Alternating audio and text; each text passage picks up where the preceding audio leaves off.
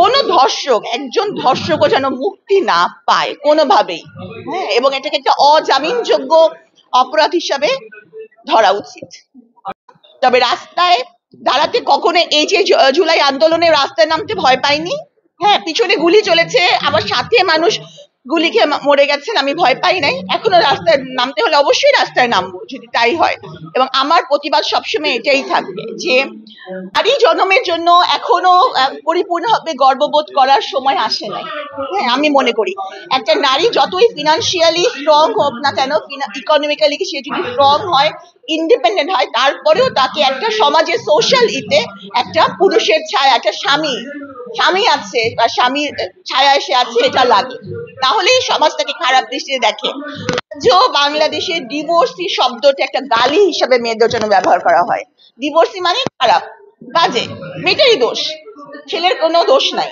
হ্যাঁ, এবং সেটা যে শুধু ছেলেরা বলে তা না, মেয়েরাও বলে।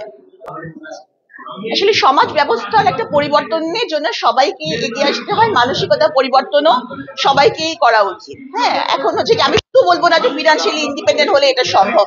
ফিনান্সিয়ালি ইন্ডিপেন্ডেন্ট অনেক নারীর জীবনেই তারা সোশ্যালি ইনসিকিউর ফিল করে, সে কারণেই তাদের জন্য আমি বলবো যে সবারই একটা চিন্তা ভাবনা থাকা উচিত। তাদের দৃষ্টিভঙ্গি, আমি বলবো তাদের দৃষ্টিভঙ্গি বদলাবে তাদের পরিবার, হ্যাঁ, বা তাদের অবস্থান। বেশিরভাগ সময় দেখা যায় যারা এই কমেন্টস গুলো করে তারা নিজেরা তাদের নিজেদের কোনো খুঁজে দেখি যে তারা কেউ মানে অনন্ত আকাশ, সবুজ বাতাস, মুক্ত পাখি, এরকম আইডি, তাদের কোনো আসল আইডি নাই। হ্যাঁ, আপনি দেখবেন না কোনো ভেরিফাইড আইডি থেকে কেউ কারোর নামে খারাপ কমেন্ট করছে, আজাইরা সব আইডি থেকে আজাইরা কমেন্ট। তো এদেরকে আমি কখনোই গণের মধ্যে ধরি না, এবং তাদের এবং প্রত্যেকটা নোংরা কমেন্টস আমি বুঝতে পারি এক একজন পোটেনশিয়াল ধর্ষক লুকিয়ে আছে।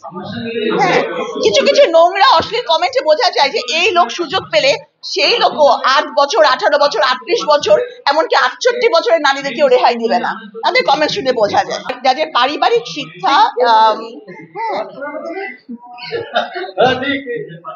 আসলে যারা পরিবারে নিজের মাকে শ্রদ্ধা করেন, বোনকে শ্রদ্ধা করেন, হ্যাঁ, তারাই নারী বান্ধব হয় বলে আমি মনে করি।